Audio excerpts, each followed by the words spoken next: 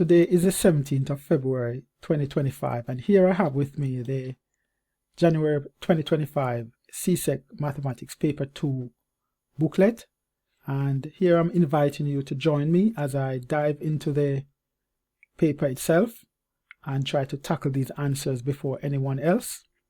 I will discuss some common challenges that students face.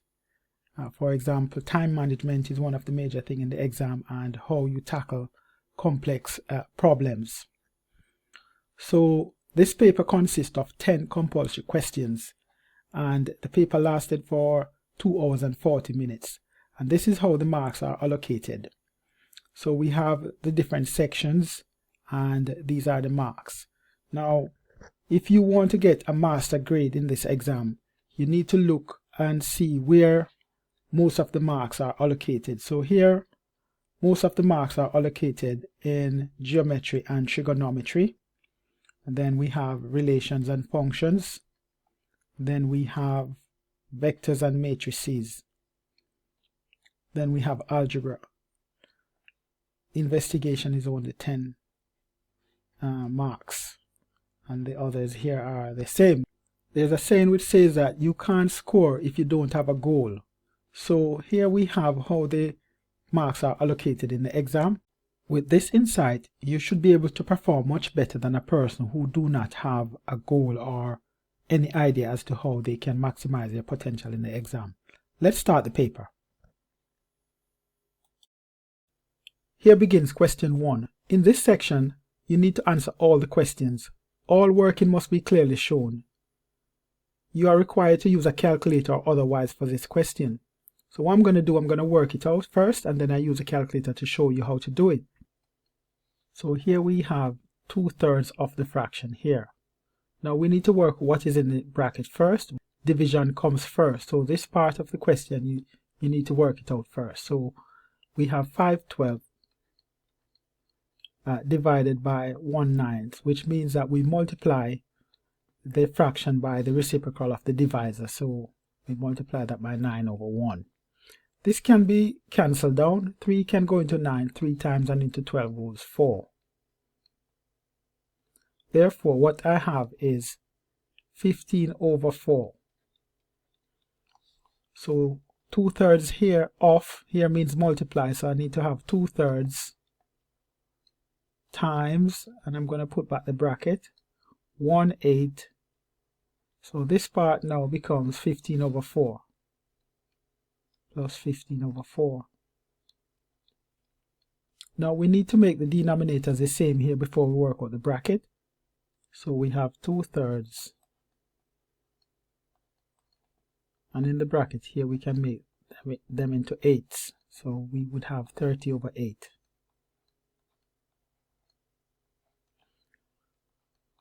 So what I have then is 2/3 times 31/8. We can half 2, which is 1, and half 8, which is 4. So what we have is 31/12.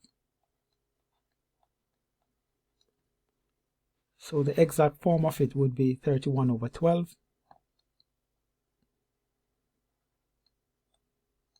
Now let's use a calculator and work this out and see what we get.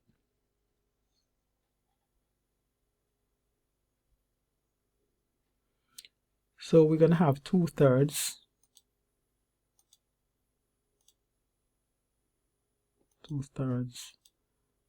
Insert our bracket 1/8 into 1/8 plus 5/12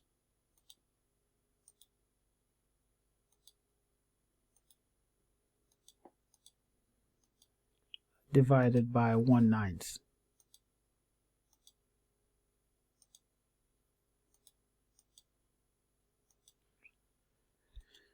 So we get 31/12.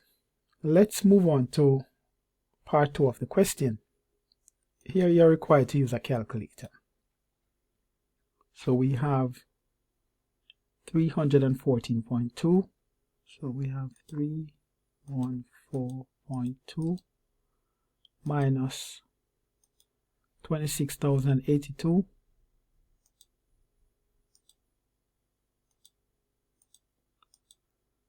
all of that over 52,164.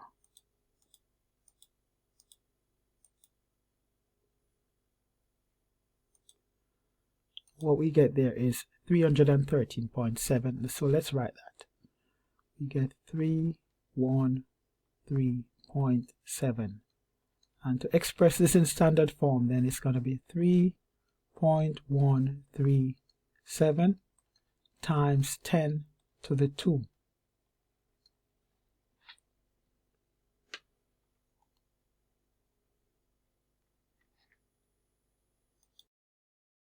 We now come to part B of the question. Jim packed several cases of fruit juice for sale.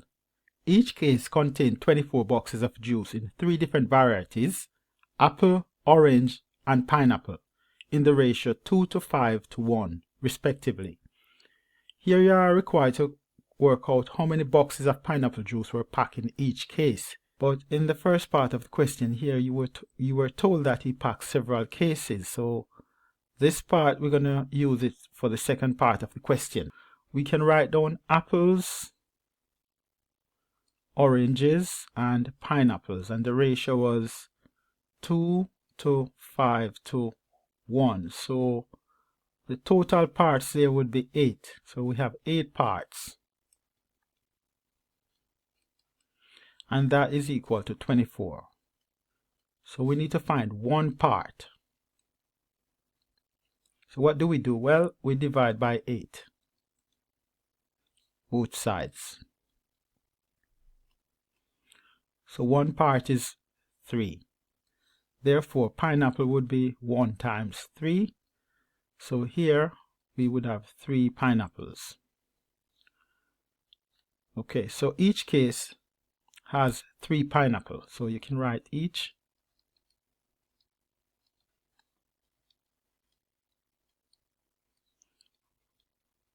has 3 pineapples.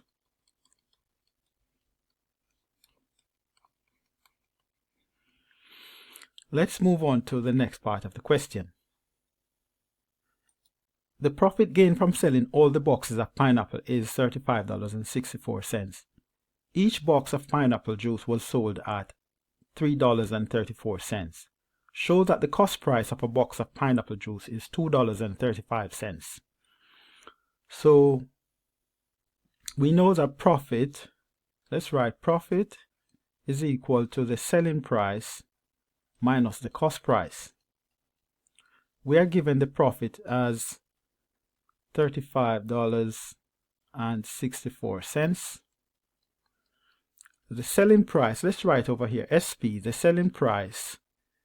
Okay, we have the unit price for each pineapple juice, so we can write unit price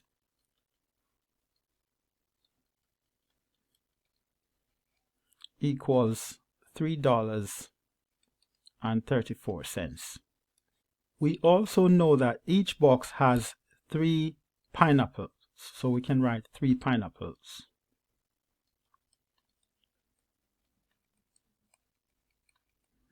So then we can have the selling price would be 3 multiplied by the unit cost, which is $3.34. But if you notice, this here would not be enough to give us a profit. So we need to now go back to the initial part of the question where you were told that there were several cases of the juice. We know that each case has 24 boxes. So here, this would be a case. This would be case number 1. And it has 24 boxes inside of it. And the boxes are split up into apple juice, orange, and pineapple. We know that in each box we have 3 pineapples, and apples we would have 2 times 3, that's 6, and oranges would have 15. So if you add up all of this here, we would get 24. So this is just case 1. This is case number 1. So if we sell one case, we would not make any profit. We would be operating at a loss. But what we need to do then is to think carefully. So we need to multiply this 3 times the unit cost times the number of cases, which I will point out to you what that value is. And then we're going to set up the equation where we have the cost price. So let me write here cost price. Then we would have the unit price, which is what we want to find. We're going to call that X because that's what we want to find. So therefore, I would have then the cost price is going to be 3 times the unit price, which is X, times the number of boxes of pineapple, which I will point out to you shortly. Okay, let's look at this diagram here. So this would be case number 1, because you were told that they sold several cases. Case number 2, if you put 2 in here and multiply it, you're still going to be operating at a loss. So case number 1, you would not make a profit there. Case number 2, you would not. Case 3, case 4, you would not. Case 5, you still would not be making any profit. But when we reach case number 12, something unique happens. So let's put 12 inside here then. So we're going to have 12. So we can form an equation here and we can solve for the unit price, which is X. Okay, so let's work out this now and see what we get.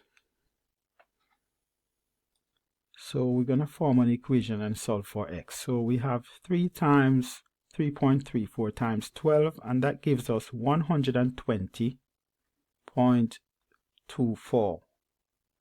And here we have, that would be 36x. And here we have the profit as $35.64. We are solving for x, so we add 36 both sides. So this would be we add 36x both sides. And then we subtract 35 both sides. So we'd have 35.64. So we have 120.24 minus 35.64. And that gives us 84.6 or $84.60. So we need to solve for x. Therefore, we divide both sides by 36. So we have then 84.6 divided by 36. And we get $2.35 as required. So the cost price then is going to be 36x. So if we have 36x here, it means that we would have 36 times 2.35, and that gives us $84.60.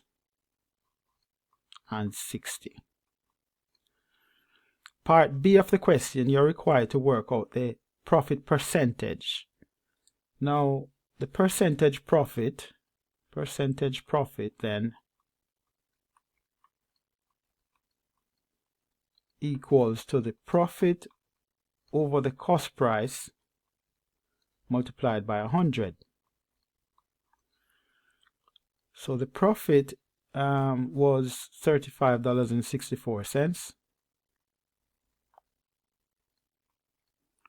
divided by the cost price, which is $84.60 times 100. So let's input this in our calculator and see what we get. So we have 35.64 divided by $84.60. And that gives us, times that by 100, we get 42.1%. So the profit percentage then is 42.1%. So we can write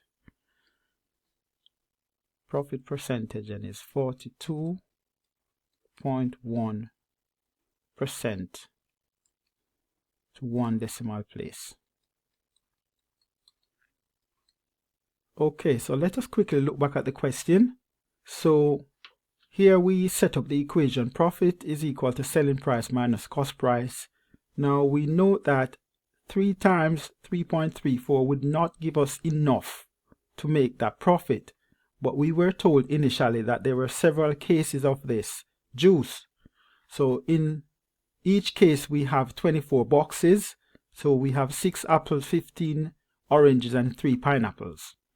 So when we go through the different cases here, case number 1 would be we would not make enough profit. Case number 2, we would not make enough profit from it. So we would have to sell 12 cases to get the exact profit. We are now on question 2, which starts the algebra section of the paper. So we have x squared minus 49. So this is difference between 2 squares. So we have then x squared. 49 can be written as 7 squared. Therefore, we have x plus 7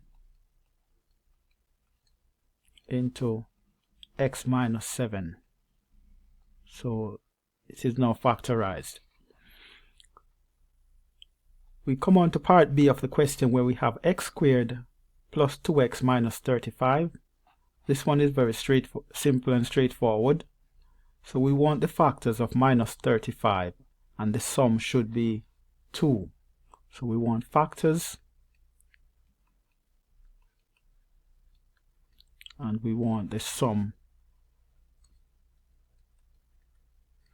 So the factors must be minus 35 and the sum should be 2. So we know that 7 times minus 5 would give us minus 35, and when we add them together we have 2. So we have 7 plus minus 5 there, and that's 2. So these are the factors we want. So we're going to have then x times x here, and that will give us x squared. Then we have x plus 7 and minus 5 there. So that would give us the required factor of that. Now part 2, it says hence. Wherever you see hence, it means that you have to look in the previous part of the question for the information to help you to work that out. So we have x squared minus 49. So in part A of the question, x squared minus 49, when we factorize it, we get x plus 7 into x minus 7. So we can write in the numerator here x plus 7 into x minus 7. And in the denominator we have x squared plus 2x minus 35. We already factorized it up here, so we need to just put x plus 7, which is the factorized part of the expression. So we have x plus 7 into x minus 5. And here we can simplify this. X plus 7 can cancel, it to itself goes once, and into that goes once. So what we have then is x minus 7 in the numerator, and in the denominator we have x minus 5.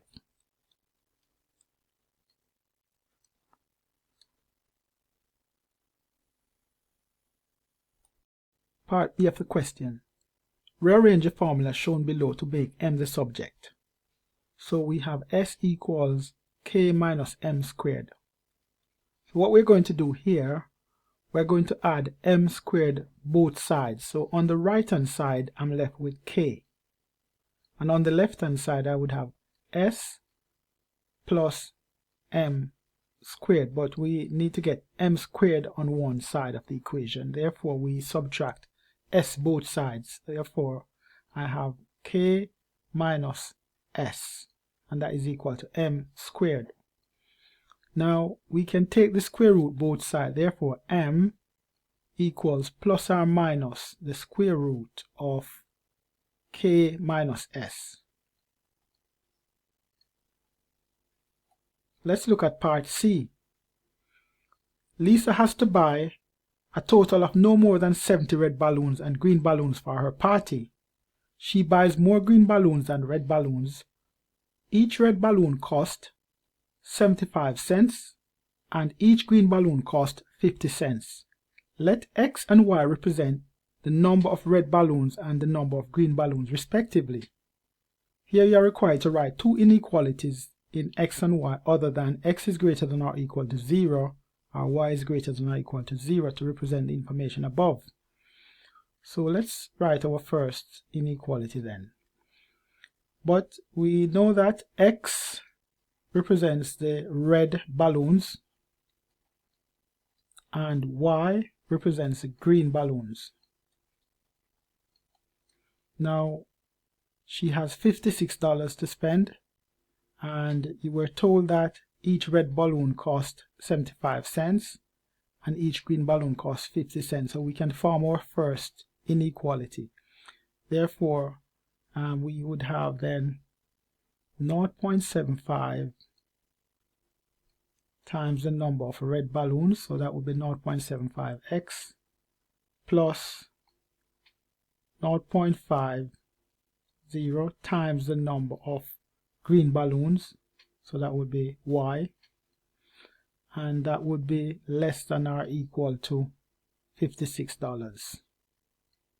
because that's what she has to spend, $56. So that would be our first inequality. Then here it says that she buys more green balloons than red balloons. Therefore, we can write a second inequality. She buys more green than red. It means that y is greater than x. Also, you were told that she buys a total of no more than 70 red balloons. Therefore, we can write our third inequality as x plus y should be no more than 70. Let's see if we can find any more. And then we were told that she must buy at least 15 red balloons.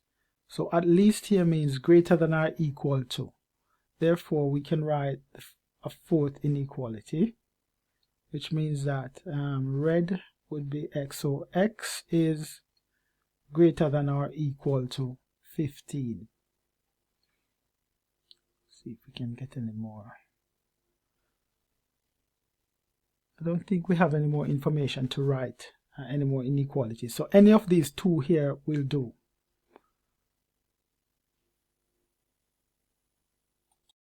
So we can write this, y is inversely proportional. So let's write this in physics. That's what we do. 1 over x minus 2 times some constant k. That's the constant of proportionality. In mathematical terms, we can write y is equal to k over x minus 2. So we can find the value of k when x equals 11. So when x equals 11 and y equals 9, we can find the value of k. Let's substitute these values in the equation then. When y is 9, so we have 9 here, we have k over x minus 2. X is 11, so 2 from 11, that's 9. So to get k, we multiply both sides by 9. So k equals 81. So it means that our equation then is equal to y is equal to k, which is 81, over x minus 2. So we can find y then when x is 29. So when x is 29, we have then y is equal to 81. 2 from 29, that's going to be 27. So y equals 3. 27 to 81 goes 3. Let's move on to the next part of the question.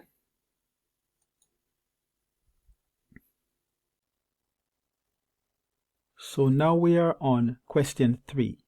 The diagram below shows a regular hexagon LMNOPQ So we have LMNOPQ as a regular hexagon with side 8 centimeter. Now you're required to show that the value of the angle PQL is 120. So PQL, so angle Q, we need to prove that it is 120 degrees. Now this is a regular hexagon, so it means that the exterior angles are equal. All the exterior angles are equal. But also we know that the sum of the exterior angles in any polygon add up to 360 degrees. The sum of all the exterior angles add to 360. So let's write then 360. Let's write 360 degrees here. So if there are 6 sides, which here it's a regular hexagon, so there are 6 sides, so it means that we can find one of the angle. So 6 into 360 here goes 60 degrees. So this exterior angle then would be 60 degrees. And we know that angles on a straight line add up to 180 degrees. Therefore, if this is 60, that must be 120 degrees as required.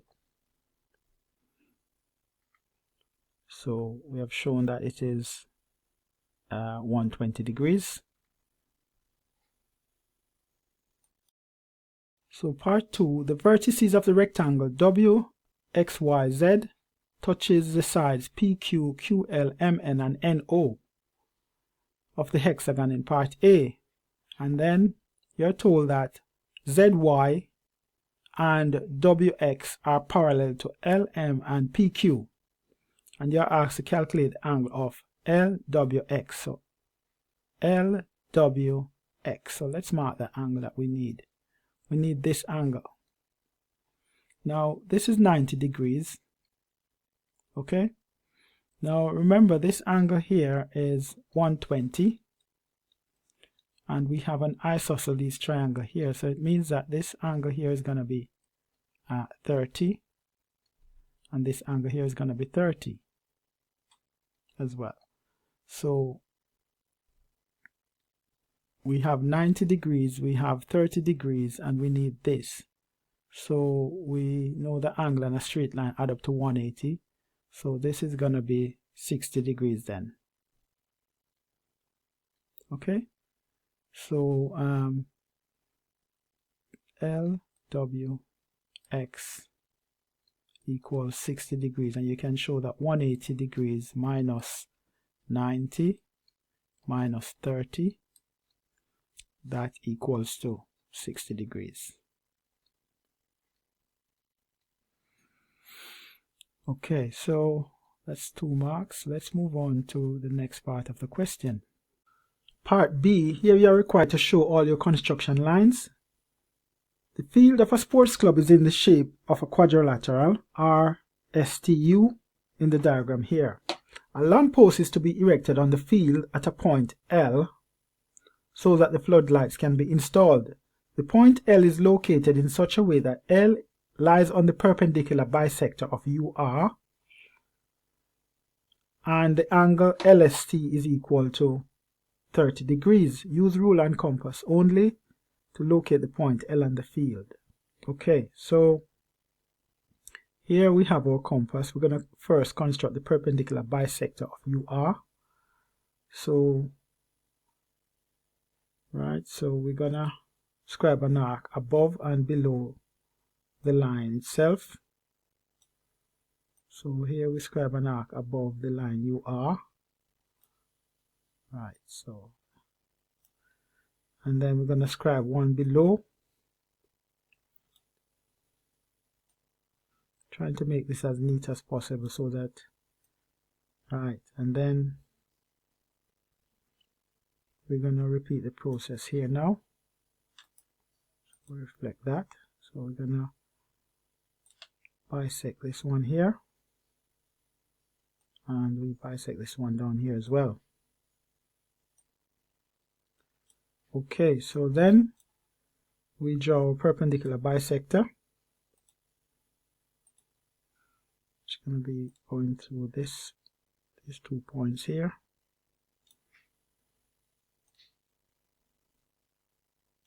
Okay, so that's our perpendicular bisector. LST. So angle S here equals 30 degrees. So first what we're going to have to do then, we're going to construct a 60 degree and then we bisect the 60 degree to get 30 degrees. So we put the point of the compass at S. We open it out more than half the length of the line ST. And then we're going to cut the line ST at this point here. Then we move our point of our compass and put it here at this point, 60 degrees. So what we're going to do then is to draw our 60 degrees, which is this line here to here. So this is 60 degrees. Need to bisect this 60 degrees here to get the 30 degrees. So bisect the 60 degrees. We scribe an arc here. Scribe an arc here and also from here as well.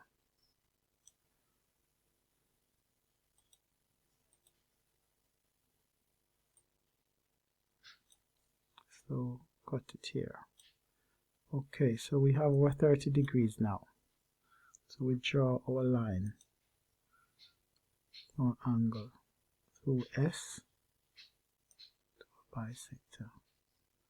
So it means that this angle here is 30 degrees.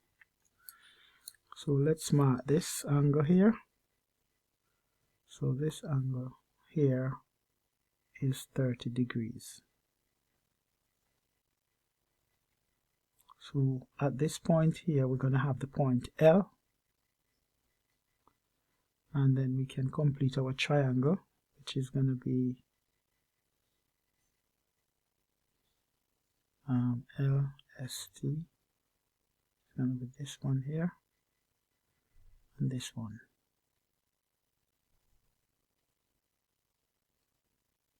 Okay, so we have the triangle LST as 30 degrees. We are now on question 4. A line segment joins the points C minus 5, 6 and D 7, 2. Part A, you're required to calculate the midpoint of the line segment CD. So let's write the point C and D. So we have C as minus 5, 6 and D as 7, 2. So we want to find the midpoint of the line segment. Well, I'm going to highlight these 2 points here. The general equation for the midpoint of line segment is x1 plus x2. So x1 here is minus 5 plus 7. So minus 5 plus 7 there is 2. So it's going to be x1 plus x2 over 2. So minus 5 plus 7, that's 2 over 2. That's the first coordinate for the midpoint there. And then we have y1 plus y2 divided by 2. So 6 plus 2, that's 8 divided by 2. So what we get for the coordinate of the midpoint of the line segment CD then is 1, 4. Let's move on to part B. So here we should write 1, 4 there. So we want to find the gradient of the line segment CD. Okay, so we have C as minus 5, 6. So let's write here C we have as minus 5, 6, and we have D as 7, 2. So we can use equation for gradient, which is M equals to the change in y over the change in x. So we have y2 minus y1 over x2 minus x1. So let us label this as x1 and this one is y1. Then we have x2 and this one y2. So all we need to do is to just substitute those values into the equation here to get the gradient. So y2 is 2 minus y1, which is 6. All of that over x2, which is 7, minus 5. So what we get there is 6 from 2, that's minus 4. So the minus here becomes plus, so 7 plus 5, that's 12. So m equals to minus 1/3. Okay, let's move on to the next part of the question. Okay, so we now come on to part C of the question. It says here, determine the equation of the perpendicular bisector of CD.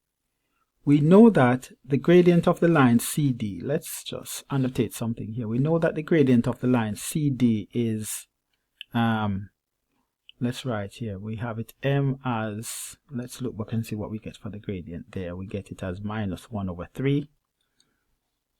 So we have minus 1/3. So if a line is perpendicular to CD, so this is the line CD. So a line perpendicular to CD would have a gradient, let's call that m1, and this is m2. That gradient there should be equal to 3, because we know that this is m2. We know that the product of the gradient of two perpendicular lines would be m1 times m2, and that should equal to minus 1. Therefore, m1, the gradient there of the line CD, is minus 1/3. And for this line to be perpendicular, it means that it should have a gradient of 3. So therefore, when we multiply, we get minus 1. Therefore, we can write down the gradient of this line here, m as 3. We have the gradient of that line. We have the coordinates of the line as well, so let's just write it down here. We have C as minus 5, 6. C we have as minus 5, 6, and we have D as, I think it's 7, 2, yes, 7, 2. So we want to write the equation of the line. So we use y minus y1 is equal to m into x minus x1. So we have m, which is 3, into x minus x1. We can use any of these coordinates. Let's use this as x1, and this is y1. Therefore, we have then d as x value, x1 is 7. Okay, and then we have y minus y1. y1 there is 2. So we can form the equation of the line. So this would be 3x times 3 times minus 7, that's minus 21. That's y. Okay, so we add 2 both sides. So y is equal to then 3x minus 19. So that's the equation of the line. So we are now on part D of the question. Another line AB is parallel to CD and passes through the point 0, 1. Write down the equation of the line AB. Now let's look at the gradient of the line CD. We did that before, and that gradient was, the gradient of the line segment CD is minus 1/3. So let's write that down. So we have m as a gradient, which is minus 1/3. We're talking about the line CD. Since AB is parallel to CD, you need to note that parallel lines have the same gradient. So let's write that down. Parallel lines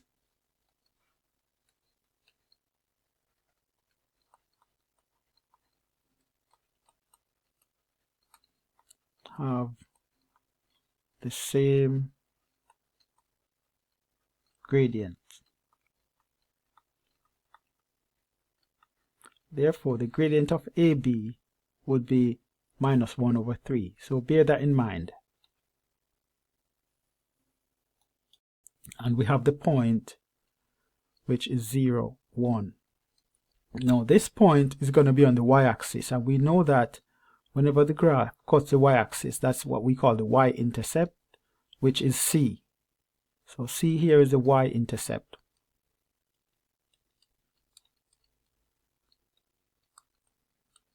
And we know that the general equation of a straight line is y equals to mx plus c, where m is the gradient and c is the y-intercept. So we can just quickly write the equation. So we would have minus 1 over 3 x plus c. Here c is just 1.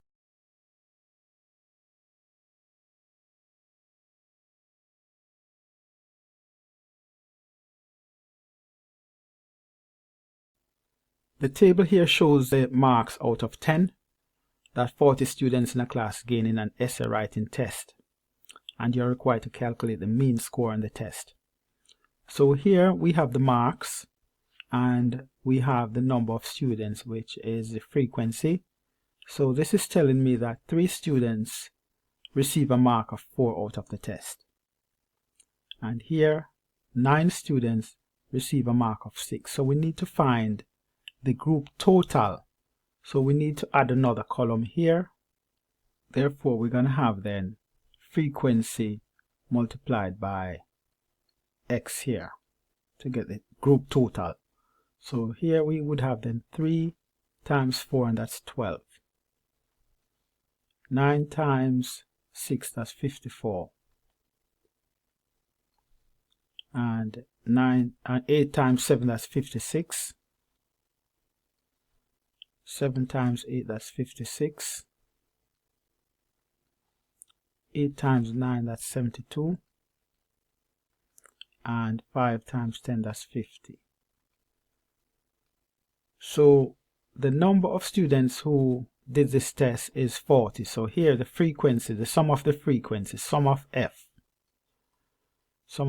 equals to 40.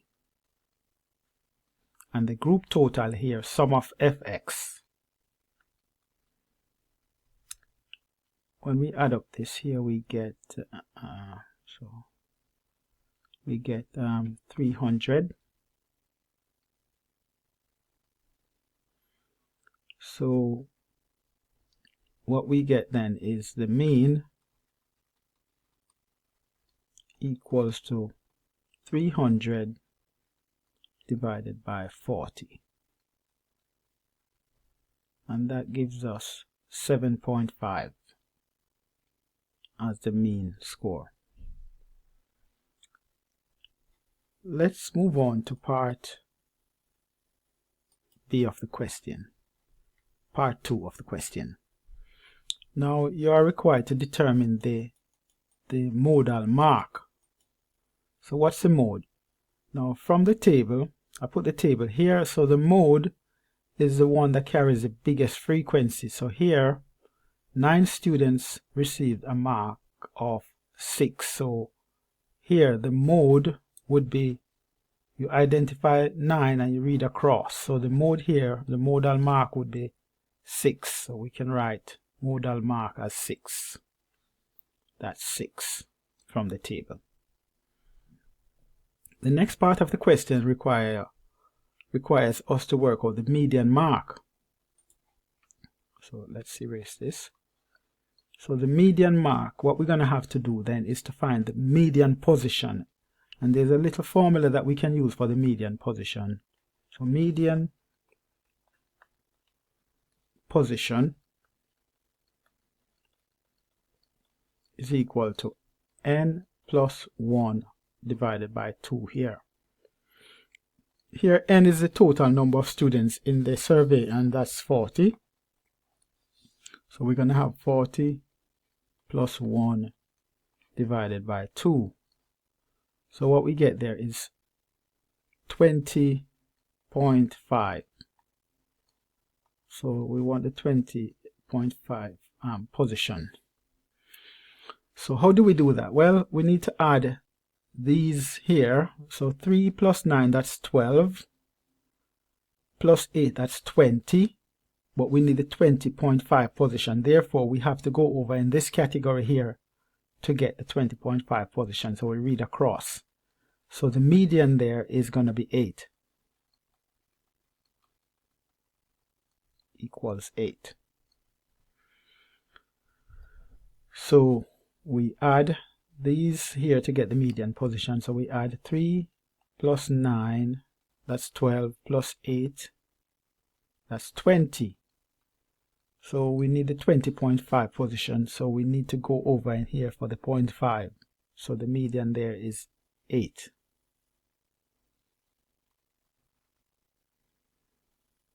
Okay, let's move on to the next part of the question. So we now are on part 3 of the question. Using the information in the table, a pie chart is constructed to represent the marks gained, and you're required to calculate the angle sector represent the interval where x is less than or equal to 6 and greater than or equal to 5. So how do we do that? Well, we know that in a pie chart, the total angles add up to 360. So let's write 360 degrees here. The next thing we need to do is to find how many people did this test.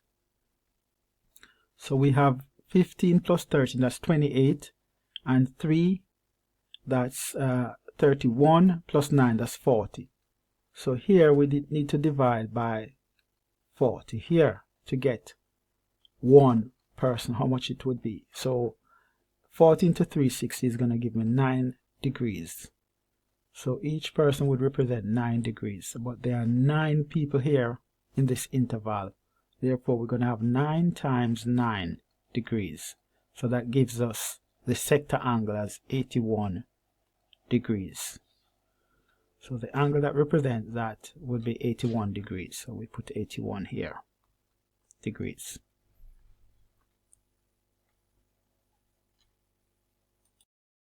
So the diagram below shows two pair six-sided die P and Q as shown here.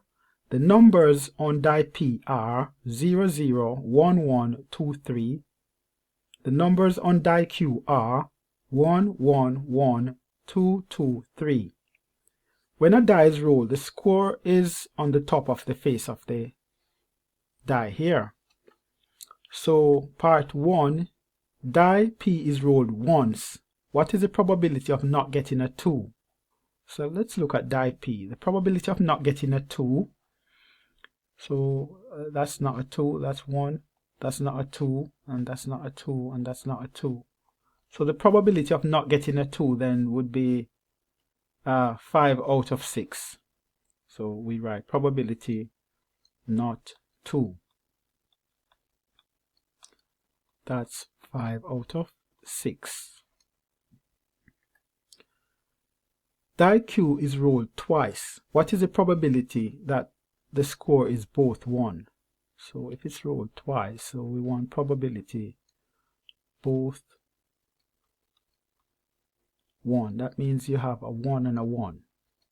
1 followed by a 1. So we're going to have to multiply the probability here. So both 1. So here we would have probability of getting a 1 there is 3 out of 6. So that's 3 out of 6.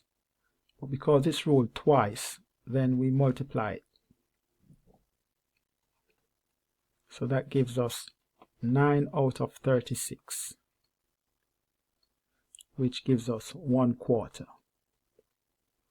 Now, for those people who don't understand this, you could use a sample space diagram to show the two die when they roll. So here I've set up a sample space diagram. I'm going to share this with you.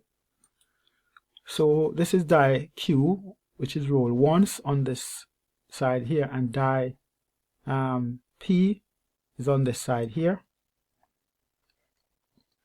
And when they are rolled, the scores would be recorded here in the table. So part 3 of the question. Die Q is rolled 72 times. Calculate an estimate of the number of times the score is 3. So let's look at die Q. The IQ is here. The probability of getting a 3 is 1 out of 6. So if it's rolled 72 times, then we do 1/6 of 72. So we have 1 over 6 multiplied by 72. And that gives us 12 times.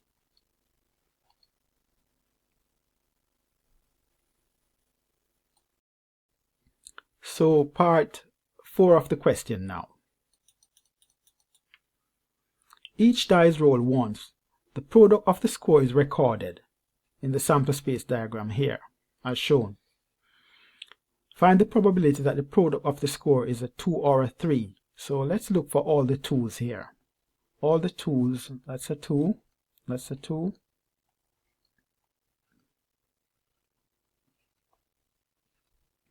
So these are all the 2's. So the probability of a 2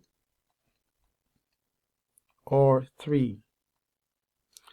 Or probability means that you're going to have to add them. The score of getting a 2 here would be 1, 2, 3, 4, 5, 6, 7. So that's 7 out of 36 because there are 36 outcomes here. Plus the probability of getting a 3. So that's a 3 there. That's a 3. That's a 3 and that's a 3. So how many 3's we have there? We have 5 out of 36. So that's 12 out of 36. And that gives us 1 over 3.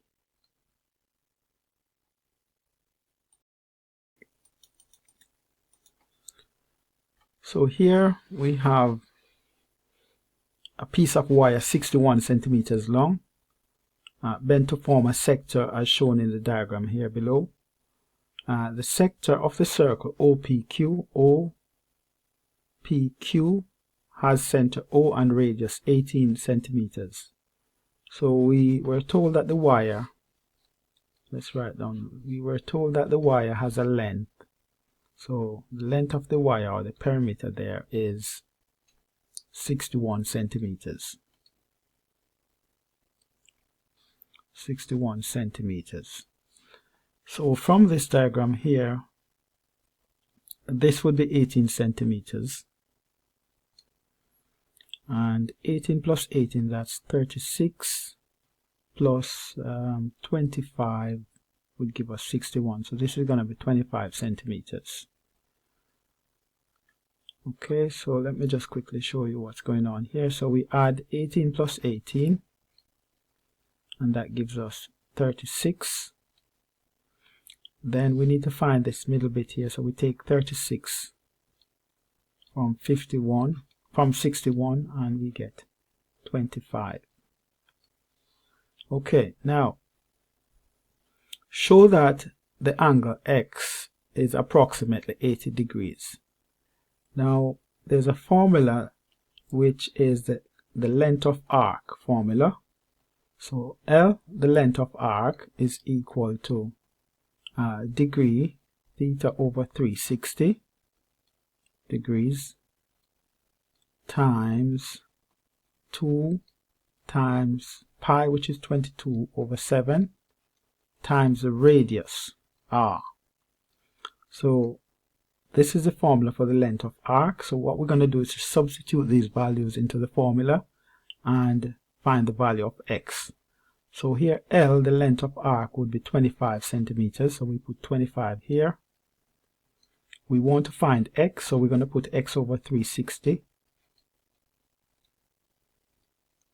times 2 times 22 over 7 times the radius, which is 18. Let us cancel down this. So 18 can go into itself once, and into 360, 20. We can half 2, which is 1, and half 20, we get 10. We can half 10, which is 5, and we can half 22, which is 11.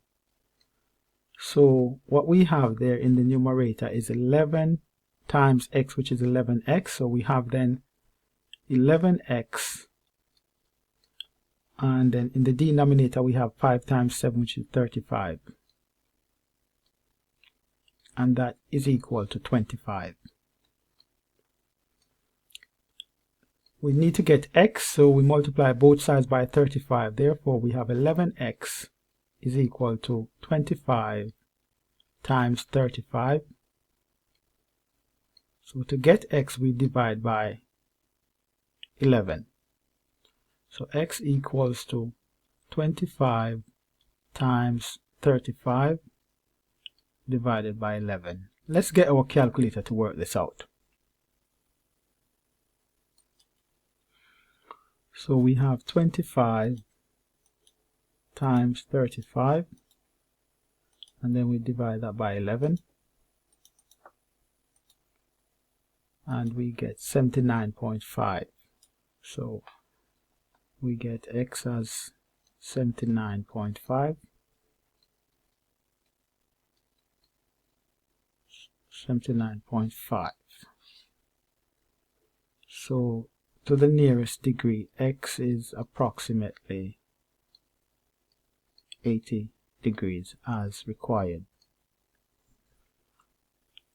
Okay, so we have a cylindrical block of cheese which has radius 12 centimeters and height 8 centimeters. The cheese is divided into slices, equal slices. So we need to think about the uniform cross section. When we slice this cheese, we need to get all the faces to be the same. Okay, now we have an angle of 18 degrees here in the diagram as well. We are asked to calculate the length of AB, which is the length of arc. So the length of arc formula, we just wrote it there. L is equal to degree over 360 degrees times 2 times pi, which is 22/7, times the radius, which is 12. So what we're going to do is to substitute these values into the formula. So L here is going to be AB. So AB then, which is the length of arc we want to find, is going to be 18/360 times 2 times 22/7 times 12. And here we can cancel this. 18 can go into itself once, and into 360 goes 20. We can half 2, which is 1, and we can half 20, which is 10.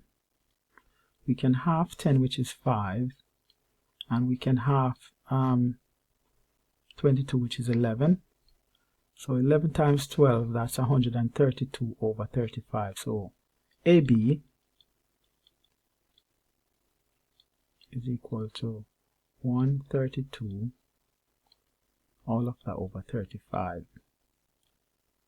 So what we get there is 3.77. So to one decimal place, we get 3.8 centimeters. So let's write that. So AB is 3.8 centimeters to one decimal place. Okay, now we are asked to determine the area of the curved surface ABCD. So here ABCD would be a rectangle, and that length here AB is 3.8. So we have 3.8 multiplied by BC, which is 8 centimeters. This is 8 centimeters, and that's 3.8. 3.8. 3.8. So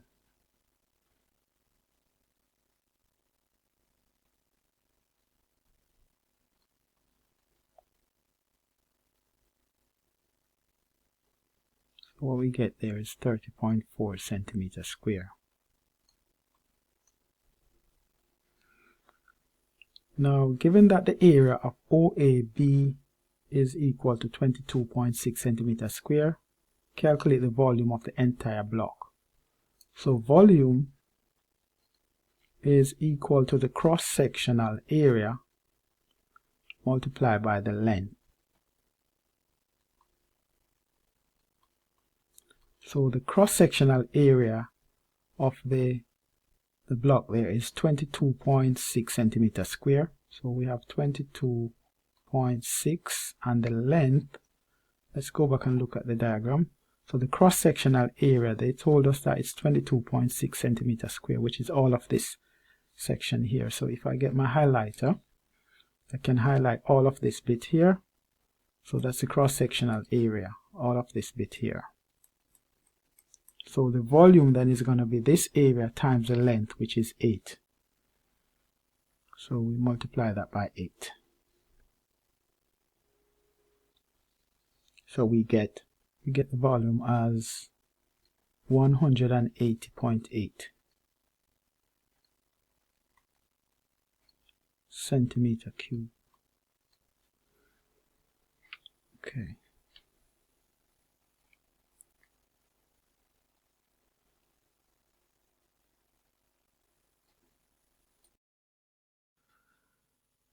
The sequence is made up of dots and lines of unit lengths.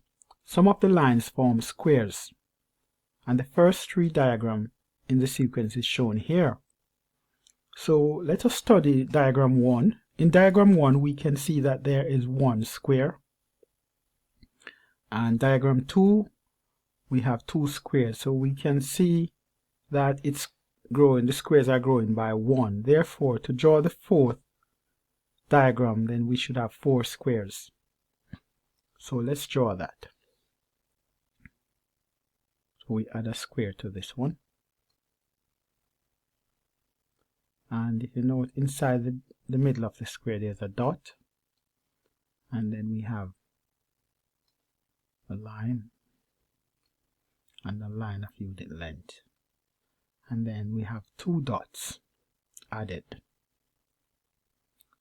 So this is pattern 4. The number of dots D and the number of lines of unit length that form each diagram L form a pattern. The values of D and L for the first 3 diagrams are written in the table below. So we need to study this pattern, and then we're going to answer the question part 1, part 2, and part 3. So here we have diagram 1, 2 to diagram N. And here we have dots D, and then we have dots L. Now we need to complete this part here. We need to put the answer for this and the answer for this one. Now with the dots, we can see that this is 5, and that's 8, and that's 11. So we are increasing by 3. So this is going to be 14. And here we have 8, 15, 22. So we are increasing by 7. So 22 add 7, that's 29. So we have completed part 1 of the question. Part 2 now, we are given the number of dots D, but we need to work out what this value is going to be for N, and also we need to work out this value for L, given that we need to find this value for N first. So let's write the number of dots D, dots. So for the sequence that has the dots, we have 5, then we have 8, we have 11, and then we have 14. So we can see that the sequence here is growing by 3. We're adding 3 every time, so it's a linear sequence. So we can find the nth term.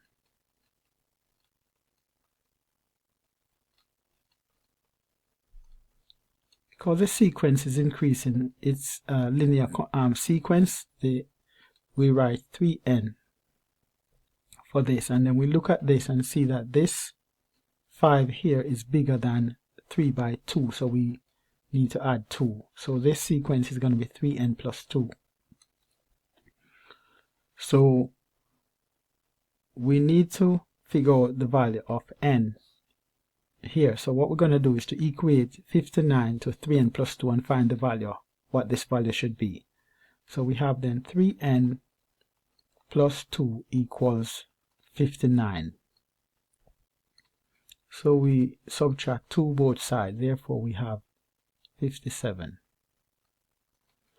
and that is 3n. So n equals to 19. So this value is 19.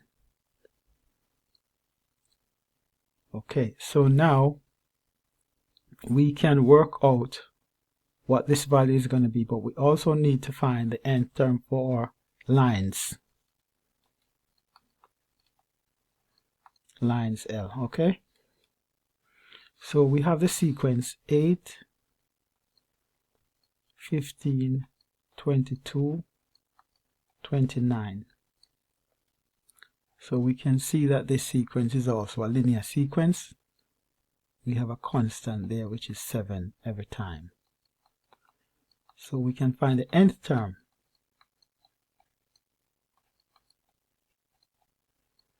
Because the sequence is going up by 7, we have 7n. And we look at this sequence and see that 8 is bigger by 1, so we add 1 here. So we need to have 7n plus 1. So the nth term of this sequence is 7n plus 1. So we can work out this value now. So it's going to be 7 times 19 add 1. So we have then 7 times 19 plus 1. So we have 133 plus 1, that's 134. So this value here should be 134. 134.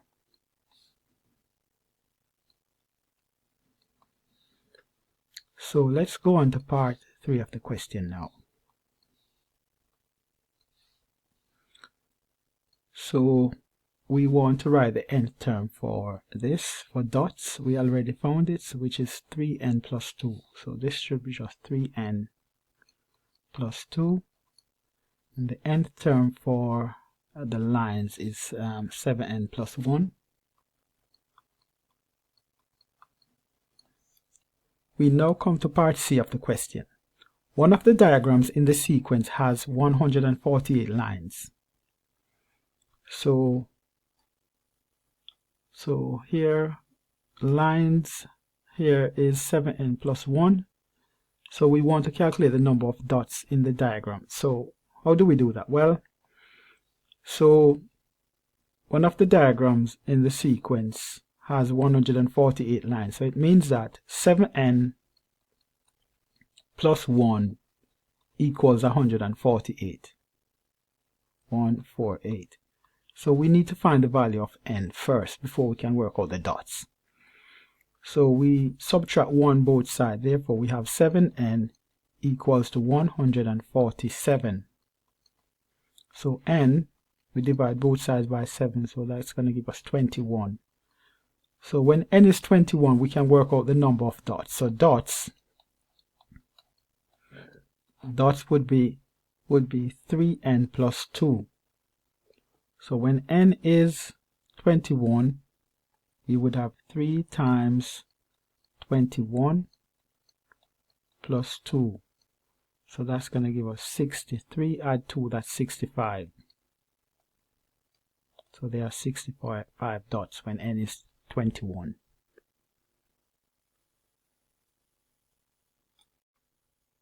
So we are on section 2 of the paper now. And here you're required to answer all the questions. So question 8, we have the functions f and g defined as follows. F of x is such that x is mapped onto 1 plus 3x over x minus 1, where x is not equal to 1. And we have g of x is such that x is mapped onto 5 minus x. And you're asked to evaluate or to calculate f minus 2. So all we need to do is to input the value of minus 2 into the function f. So we have f minus 2.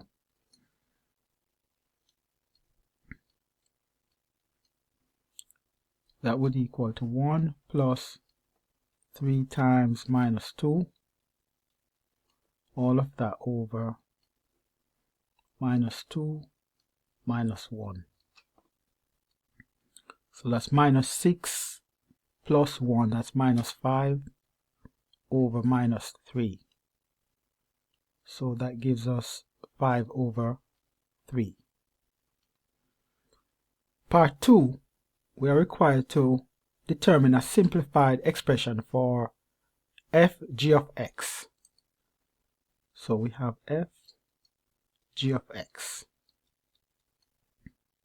So we have g followed by the function f.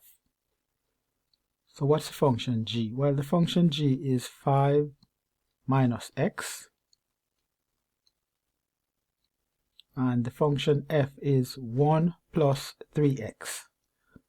So we're going to have then 1 plus 3x. We treat this value, this g as x, all of this as x. So 1 plus 3x over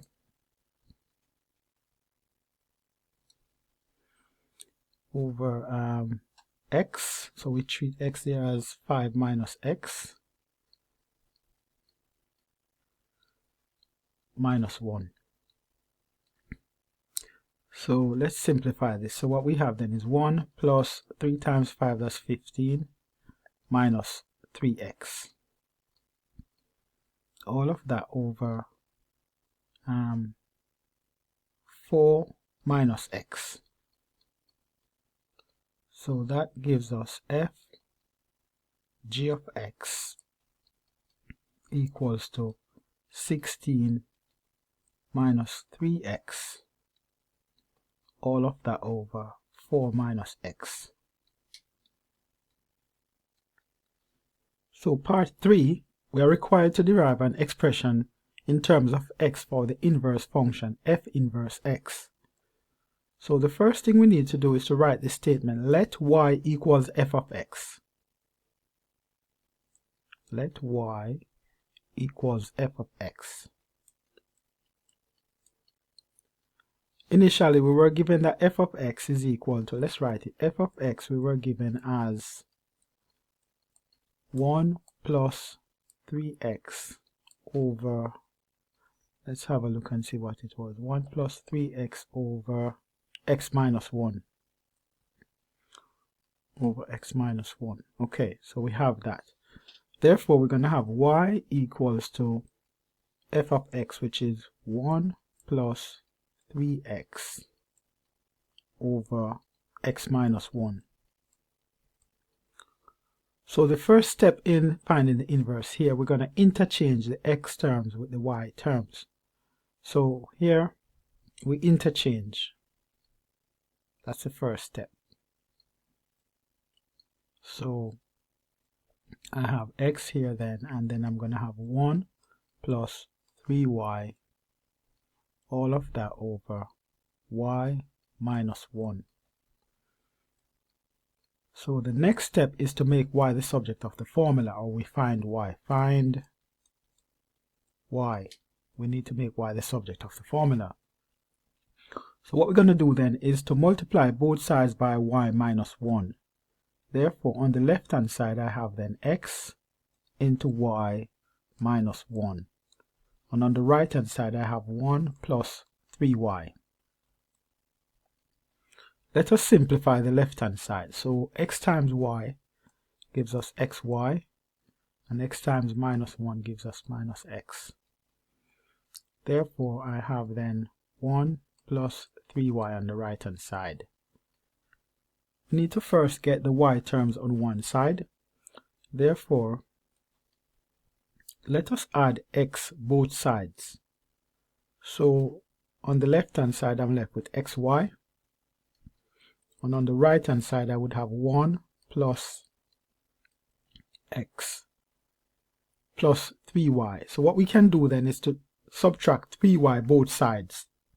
Therefore 3y from itself there would give you just x plus 1, and on the left hand side I would have xy minus 3y. Now we need to get y, and y is a common factor here, so we can factor out y. So let's write it up here. So we would have y into x minus 3 when we factor it out, and that is equal to x plus 1, or 1 plus x is the same thing.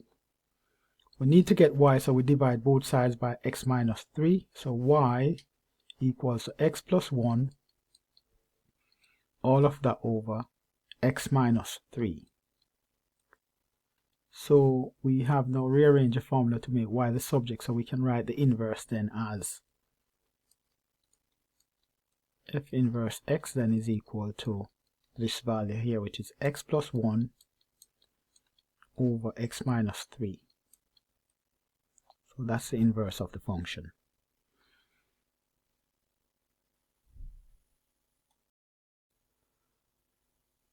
Part B. The velocity time graph below describes the journey of a car over a period of 70 seconds. The journey is represented in 5 stages, labeled 1 to 5. Complete the statement below, that's part 1. During stage 4, the car is traveling at dash meters per second. So here, stage 4 is at this point here. Stage 4 is at this point here. So the velocity would be 45 meters per second. So that's 45 there. So it means that the velocity would be 45 meters per second. And the acceleration at this point would be 0. Here acceleration is 0 because the line is flat. Meter per second square. Therefore we can put this as 0.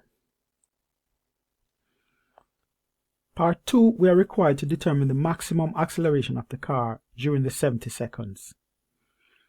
So let's look at where the car is accelerating. Stage 1, we can see that the car is accelerating here. Stage 3, it's accelerating, and stage 5, it's also accelerating, or we can say decelerating. It's slowing down or going back to rest. Now, how do we work out this value? Well, acceleration is the change in velocity over time. So in stage 1, we can work out the acceleration here by identifying the velocity, the change in velocity, and that's 20 meters per second. So we can write acceleration then is equal to the velocity, which is 20, divided by the time. And the time here is 5, 10, 15 seconds. So that's 15. And that gives us 1.3 meter per second square. Stage 3, So acceleration is a change in velocity over time.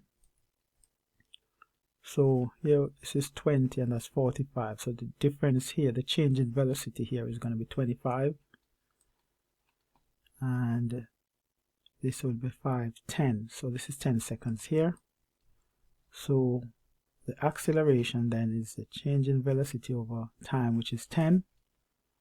So here the acceleration then is going to be 10 into 25, and that gives us an acceleration of 2.5 meters per second square.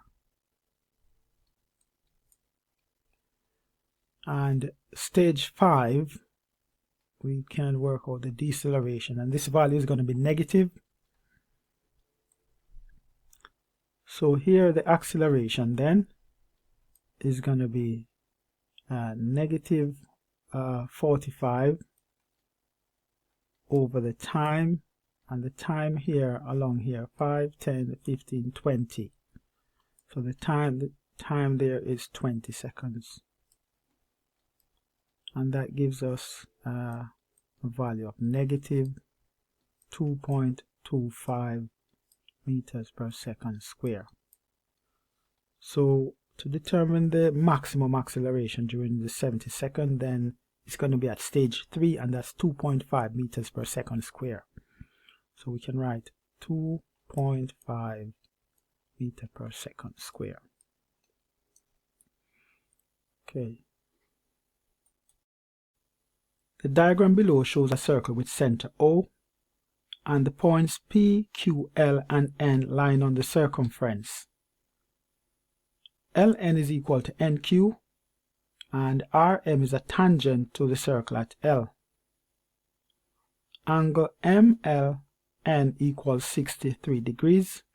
explain why angle X and NQL are equal. Well, first thing first, I need to point out something here to you. This here is what we call a minor segment, and over here we have a major segment.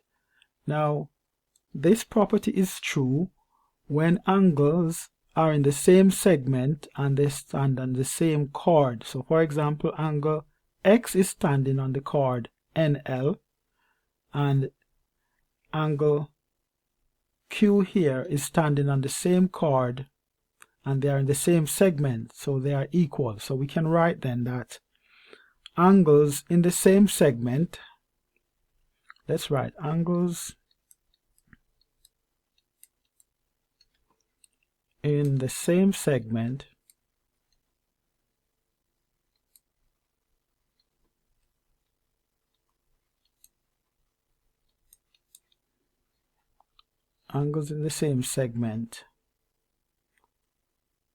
standing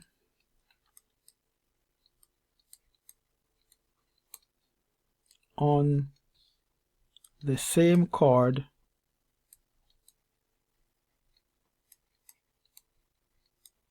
I'm going to put in bracket here NL. The chord is NL. Angles in the same segment standing on the same chord are equal.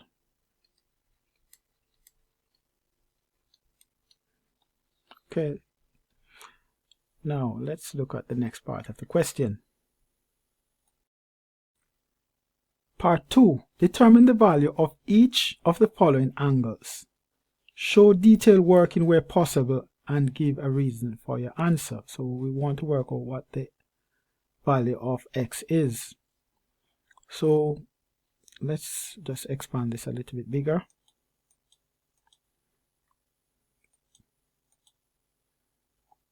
So here we have 63 degrees here, and we know that the angle between the tangent and the radius is 90 degrees. So this angle here should be 90 degrees, right? So if this is 63 degrees, it means that this angle is 27 degrees. Okay, now it's important to note that triangle PNL is a right angle triangle because it's angle in a semicircle. Therefore, if this is 27, it means that X is going to be 63. Okay, why? Because angle in a triangle add up to 180. So we have 90 degrees. Angle in a semicircle there is 90 plus 27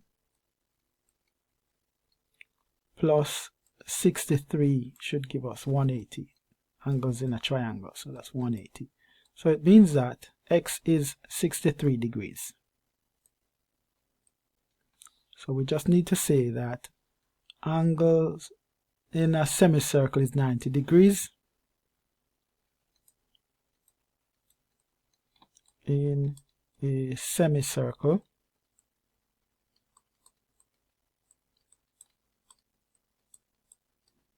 is 90 degrees. Okay, and then we need to explain how we get the 63. We're going to say angles in a triangle add up to 180 degrees.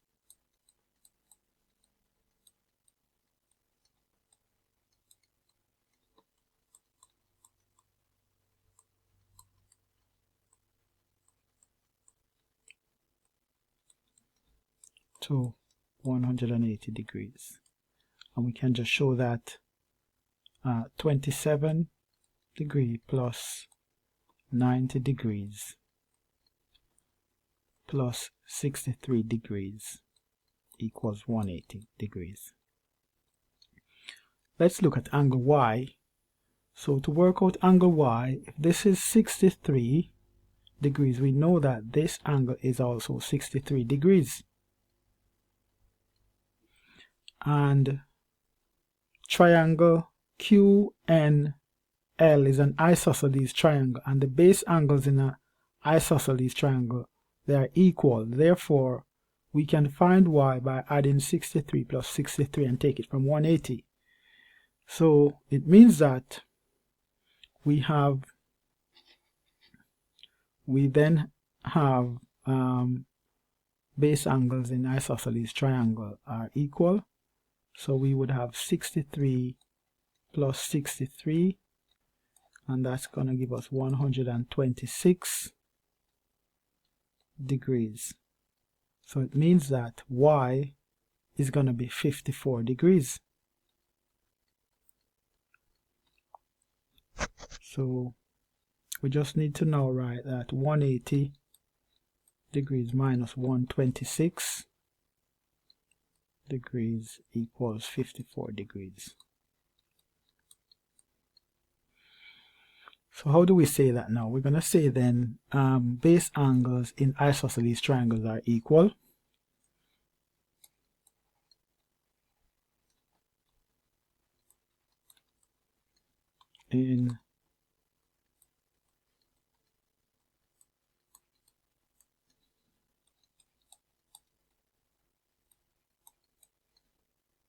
Are equal. And then we need to also say that angles in a triangle add up to 180 degrees.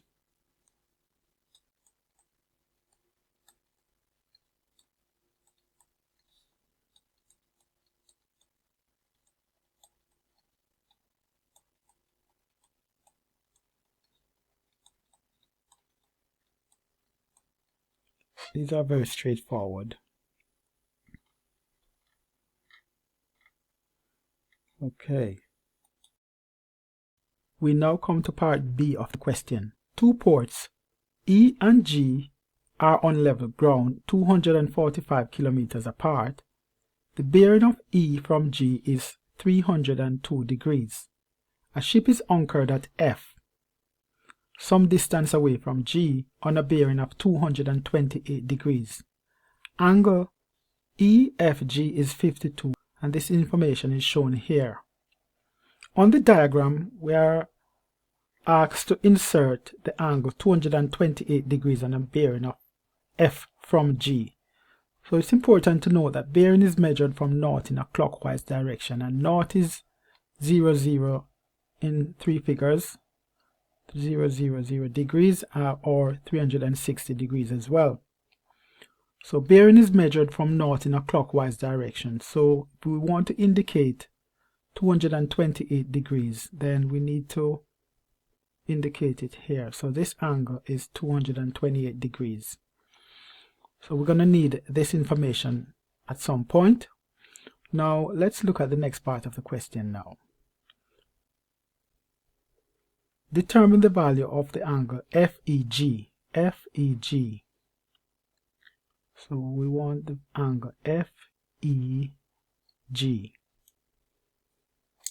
How do we do that? Well, we have enough information here because we were told that the bearing of E from G is 302 degrees.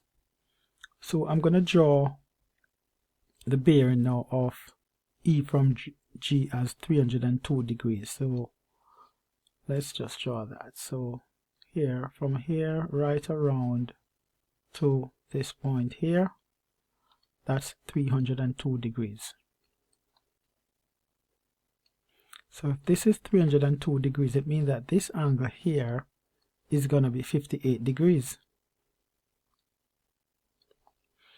And if this angle here is 228, it means that from here to here would be, from here to here is 180. That means we have 180 added to something give us 228, and that gives us 48 degrees. So this is 48 degrees.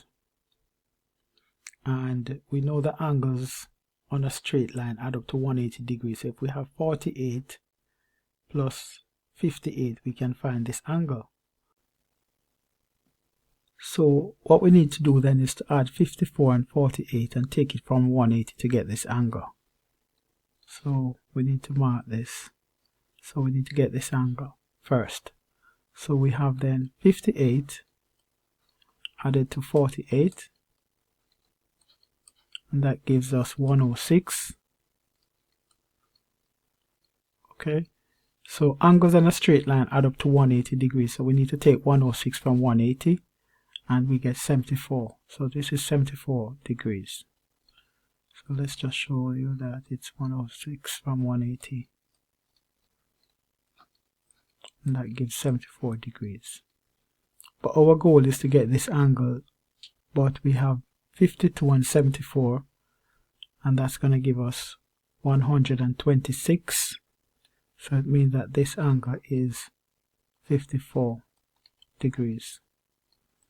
Let me just show you what's going on here. So we have 52, we need to add 52 plus 74, and that's going to give me 126.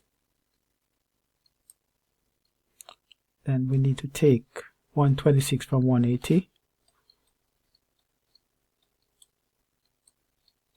and that gives us 54 degrees.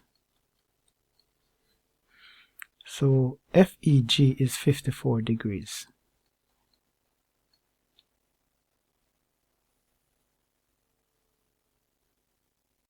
Now we come to part 2 of the question. You are required to calculate GF, the distance the ship is from port G. So previously we have worked out the angles inside this diagram. So we want to calculate GF, which is this distance here. The ship is from port G, so we want this distance here. Now we can use sine rule here. So we can have A over sine A is equal to B over sine B. So in this case, we already have an angle here and we have a side known. So this side here is 245. So we can have 245, all of that over sine of 52 degrees. So here the side is proportional to the angle. So we're going to have 245 over the sine of the angle. By applying the sine rule, and that's sine 52 degrees. That should equal to GF over the sine of, so GF over the sine of 54 degrees. Therefore we have GF over sine 54 degrees. So we want to get GF, so we multiply both sides by sine 54. Therefore on the left hand side I have 245 multiplied by sine 54.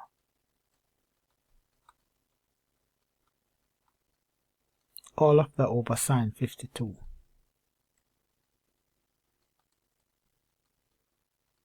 And that is equal to GF.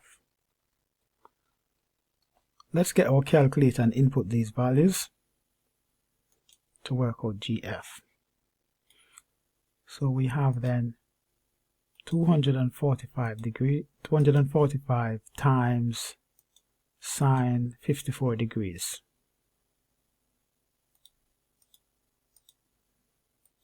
divided by sine 52 degrees. So what we get there is 251.5 kilometers.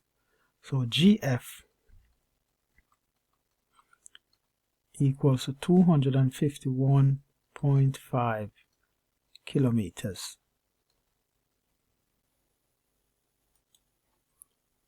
To one decimal place.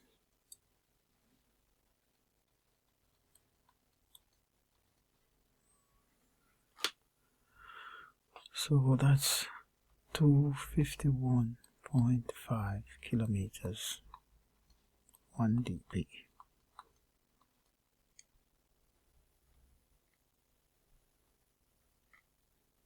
Indicate the point H lie on EF. So here we have the line EF and H lies somewhere on this line such that G to H is the shortest distance from G to EF.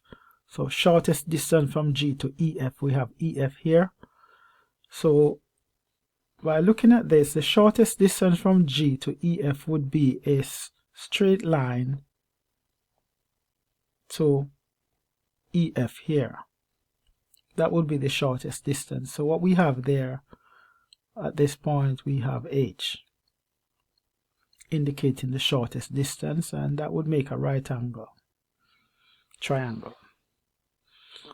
But we have some facts with this right angle triangle, because we have found the line GF, which is the length here, which is the hypotenuse, and GF is 251.5 kilometers. So we can label this 251.5 kilometers. So here we are required to determine the length of the line GH. So we have the opposite side and we have the hypotenuse. So we can use sine. So sine 52, let's write sine 52 degrees is equal to the opposite side, which is GH, over the hypotenuse, which is 251.5. So to get GH, we multiply both sides by 251.5. So on the right hand side I have GH, and on the left hand side I have 251.5 multiplied by sine 52.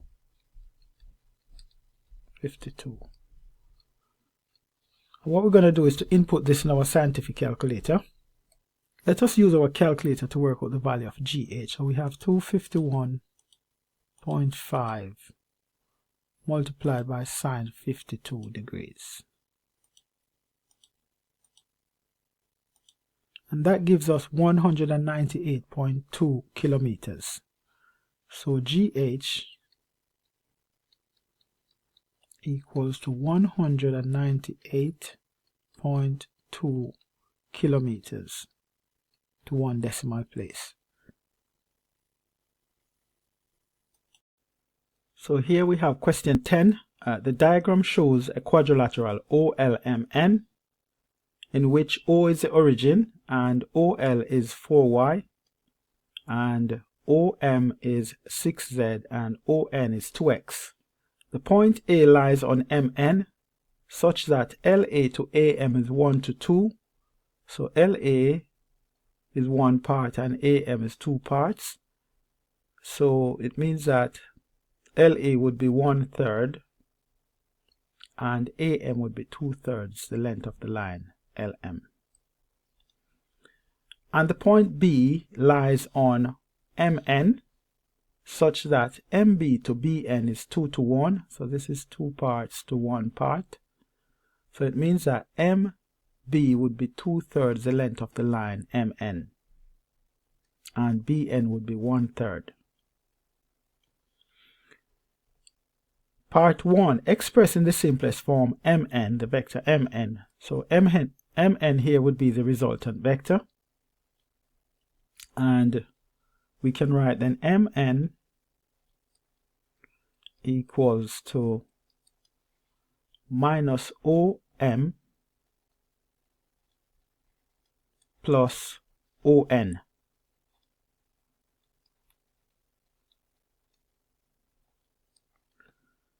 So it means that that would be minus 6z plus 2x. Let's look at part 2 of the question.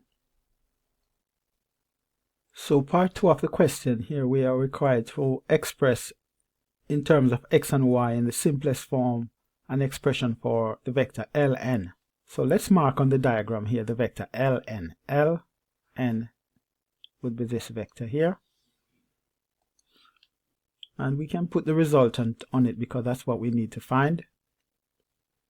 So how do we get from L to N? Well, we can travel minus OL to ON. So let's write that then.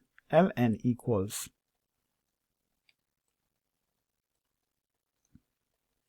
So to get to ln, we travel minus OL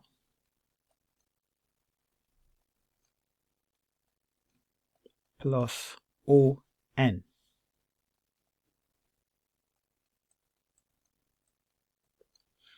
So minus OL is minus 4y plus 2x. Part B, we're required to show that AB, let's mark AB on the diagram here. AB, which is here, show that AB equals to 2/3 into 2x minus 4y.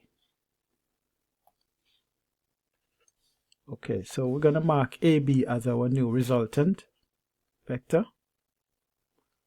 So AB, to get to AB, we need to travel along AM and then MB. So we can write then AB equals AM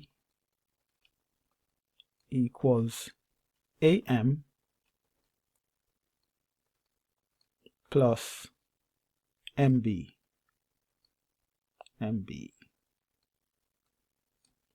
Okay, so we need to first find the length of the line LM. So let's write LM here. LM. So to get to LM, can mark LM as our new resultant. LM, it means that we would have to travel minus OL and then OM. So LM is equal to minus OL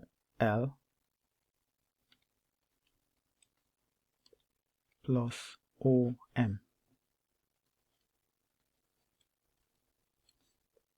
So minus OL will be minus 4y and OM is 6z. Okay, so LM is this, and we know that AM is 2/3. So AM is the length line, which is this line here. So we can write then AM equals 2/3 of the length of the line LM, which is minus 4y plus 6z. Now we need to find MB, the length of the line MB. We know that MN from the previous question, MN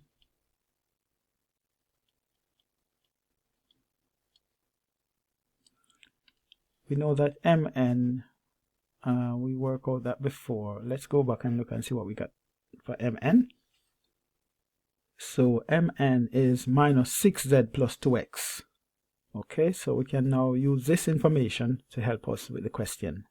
Minus 6z plus 2x. So that's minus 6z plus 2x. But MB is 2/3 the length of the line MN. So let's put 2/3 here. So it means that MB will be 2/3 the length of the line MN, which is minus 6z plus 2x.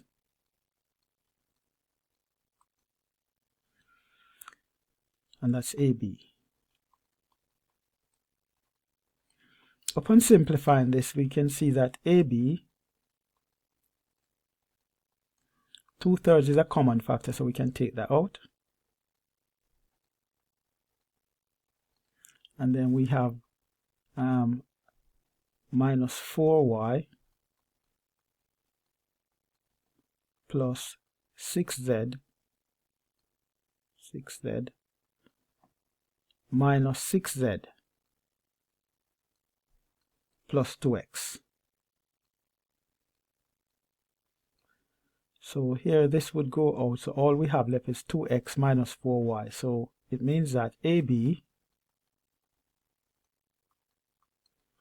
equals to 2/3 into 2x minus 4y as required. Part 2, based on the result in part 2, we need to state two geometric properties of Ln and AB. Ln, so Ln is this length, so we can write it as 2x minus 4y. So we can see that Ln and AB are parallel. So we can write that as the first statement. Ln is parallel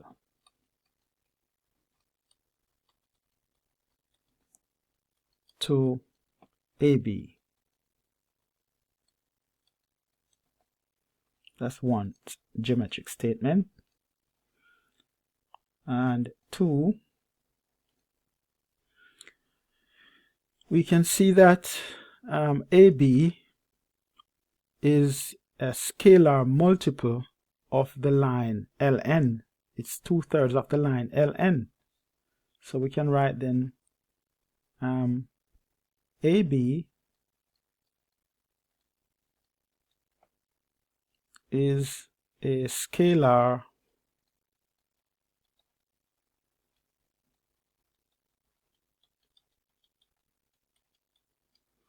multiple of the line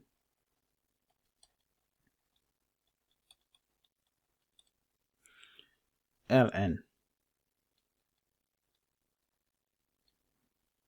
It's 2/3 the length of the line Ln. Okay, moving on. Part B. Determine the values of the unknown in each of the following matrix equations below. So we have this matrix here plus this one is equal to this. So we have some equivalent matrix here. Let me just point out something here to you. It means that this column plus this column here should equal to this column, right? So it means that we have 4 plus x should equal to minus 3. So we can write 4 plus x equals minus 3. So it means that x would equal to minus 3 minus 4, and that's minus 7. So x is minus 7 there. Let's find the value of y. So we're going to have minus 2 plus 8 should equal to y. Minus 2 plus 8 equals y. So it means that y equals 6. Okay, let's move on to part 2 of the question. So we have mark here the first row times the first column. Okay, so let's write 5 times a, so we can write 5 times a, that's 5a, plus minus 3 times c, okay, should equal to minus 10. Then we mark our second row times our first column. So we have then 2 times a, which is 2a, plus 3 times c, that is equal 17. So we can solve for a and c. So let's label this as equation 1 and label that as equation 2. You can see that the coefficient of c here, they are the same, so we can add the equations. So here we have 7a then. That would go out as 0, and that would be minus 10 plus 17, that's 7. So 7a equals 7, therefore we divide both sides by 7, so a equals 1. If a is equal to 1, we just substitute a in equation 2. Substitute a equals 1 in equation 2. Therefore, I have then 2 times 1, which is 2, plus 3c equals 17. We take 2 both sides. Therefore, on the right hand side we have 15, and on the left hand side we are left with 3c. Therefore, c equals 5. So we have reached the end of the January 2025 CSEC Mathematics Past Paper. If this video helps you, I encourage you to share, like, and subscribe. Thank you very much. Thanks for watching. Please remember to like, subscribe, share, and also give a comment. And please look out on the channel for other videos that can help you.